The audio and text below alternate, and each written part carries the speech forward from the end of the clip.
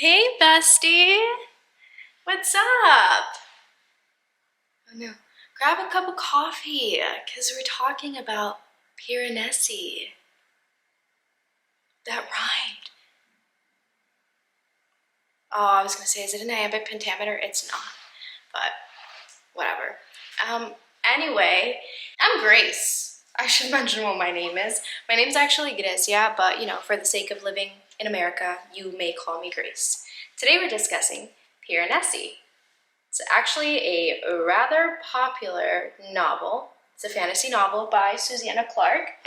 I think there are two main reasons why this novel was just so hyped, and the first reason being that it's kind of a study on isolation, and it also was highly anticipated by Susanna Clarke fans, Susanna Clarke wrote maybe a handful of novels, if even that actually, but her debut novel came out 16 years ago, and it was like a huge hit, like massive hit. Jonathan Strange was the name of the novel, and then 16 years went by and she didn't write anything.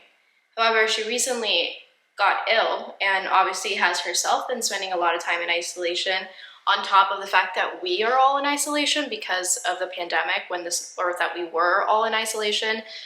When the novel came out in 2020, it was like the start of the pandemic. So I think that a lot of people love this novel because, one, it was relatable due to the fact that we were all prisoners in our own home.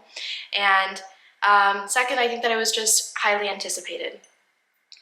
And that's like a recipe for success. It's highly reviewed. In 2021, it won the Women's Prize for Fiction, which that's actually a really great accomplishment for Susanna Clarke, and many people are referring to Susanna Clarke as like the next Shakespeare, like the greatest literary figure in our time, which is actually really insane because there are so many other new and emerging writers that I think have written stories that are far better than Piranesi.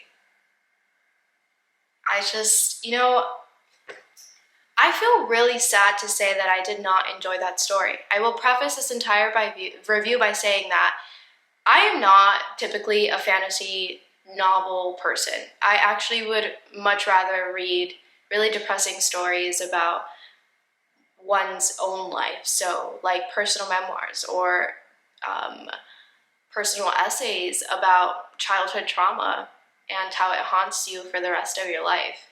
That's more my vibe, but fantasy is okay too. I would say that there were a lot of really great things that I liked about Piranesi. Some things that I think you should know before you purchase the book are the following. Piranesi is a book about magic on the surface. And underneath the surface, Susanna Clarke grapples with a lot of real life questions. Like, what do humans do when we are isolated? To what extent do we cling on to nothingness when it is all we have left? And how much do we need human connection in our lives to thrive, essentially? Susanna Clarke answers all of these questions in this novel in a very whimsical way. What I mean by that is that her main character, Piranesi, this novel is written through Piranesi's perspective. It's an epistolary novel, meaning it's written in like journal entries. So we're watching Piranesi grapple with all of the problems in the plot, and while he's doing that, we are doing the same thing, right? So we're going through the story. We know everything that Piranesi knows. We don't know any more, we don't know any less, because we are reading literally Piranesi's thoughts. This is what I struggled with the most, okay? The novel is fantastic. The world building is amazing, but I thought that there were far too many spoilers, and honestly, I think that I knew what was going on 100 pages far too soon. I think that Susanna Clarke intended the story to feel very mysterious, and I think that in some ways it did, and in other ways it was just far too revealing. So to discuss the actual story, let's go back to Piranesi himself. Piranesi is a very naive adult. He, along with the other, who are the two only characters who exist in this world. These two characters they're scientists, so they're roaming around this world that is nothing like our own, and they're collecting data. They're trying to find this life knowledge that is supposed to change the trajectory of like human capacity, right? Life knowledge they refer to in terms of like, I don't know, the ability to be able to read minds, the ability to live forever, like immortality, things like that. So they're like very grand concepts that they believe they can find if they keep looking for them through their studies. Which leads me to my next point. Studies and like knowledge in the sense of like dark academia vibes, they're very prevalent in this entire story. Academia, scholarship, professors, all of these things play a major role in the development of the plot. Piranesi and the other live in this world that is inspired by Giovanni Battiste Piranesi, who is was an Italian painter, like architect, etc., etc. You know, like Renaissance men, they were everything. It's the equivalent of like people, including actor, mom, student, fucking underwater, I don't know, yoga, gypsy in their bio. And you're like, how are you all of those things at the same time? That's what Renaissance men were like. And Giovanni Piranesi was one of those guys. He did a bunch of things, but he was also really known for these prisons that he sketched up, which essentially were just paintings of grand houses that are very obviously inspired by like ancient Rome. And these paintings feel really terrifying because these houses that he's painting are so grandiose. There are a bunch of like stairwells, infinite hallways, and it just gives you the heebie-jeebies, you know? You're like, shit, if I were to get lost in that, I would shit myself. This world that Giovanni painted seems to have inspired a lot of Susanna Clarke's novel. Obviously, you can tell just based on the title itself. Piranesi and the other live in this massive magical house that is supposed to be like or it feels like it's a representation of like God or the universe. This house is like the size of a world, a continent. It's kind of infinite. Piranesi has been traveling across the world and across the house and hasn't been able to find an end to it. There are halls. They refer to these rooms as like halls. And on the lower level of the house, there's an entire ocean trapped inside of the house. So there's this idea of being trapped, this idea of imprisonment that prevails throughout the entire novel. However, Piranesi is so grateful for the house that he doesn't consider it to be a prison. And the other seems to have a different idea of the house.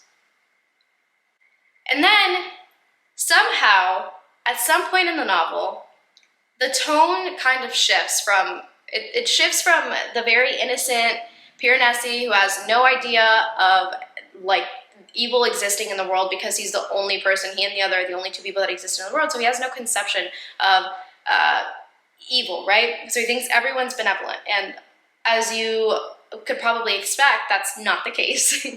Piranesi's voice is really childlike and kind of witty.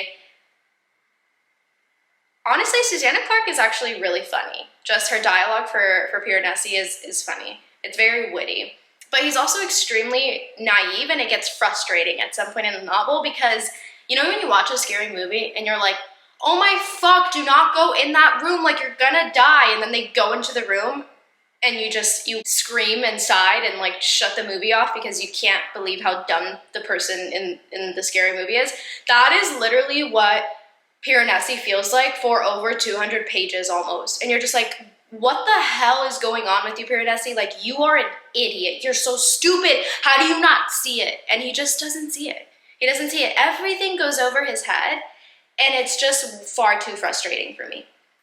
So I think that the world building was delicious, just exquisite. Shout out to Susanna Clarke. And also the questions that she posed were very interesting. I think that elements, like individual elements, were executed extremely well by Susanna Clarke, and I think that in many ways she does deserve her Women's Fiction Prize. But I just don't know if the novel itself as a whole is that excellent.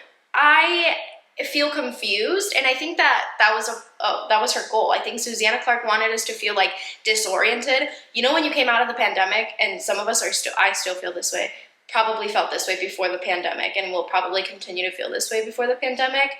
And by this way, I mean just completely disoriented, and you're like, what the fuck is happening? I think that Susanna Clarke meant for us to feel that way when we finished the novel, but I can't overlook the fact that everything was spoiled far too soon.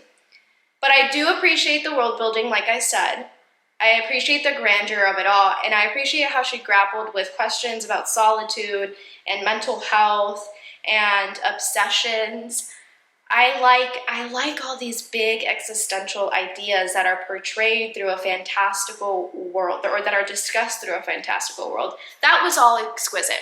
But as a whole, I did not personally enjoy it. And like, I don't know if I'm supposed to say that in my first book review, but I wish that my first book review was like, yeah, I love this book, it's my favorite book, next best American novel, but it's just not how I feel. So take it with a grain of salt though, like I said, not usually my vibe. I would recommend that you read it. I think it's important, and I don't think people are going to stop talking about this book anytime soon, so go ahead and get yourself a copy of Piranesi by Susanna Clarke, and tell me how you feel about it. Cool. See you later.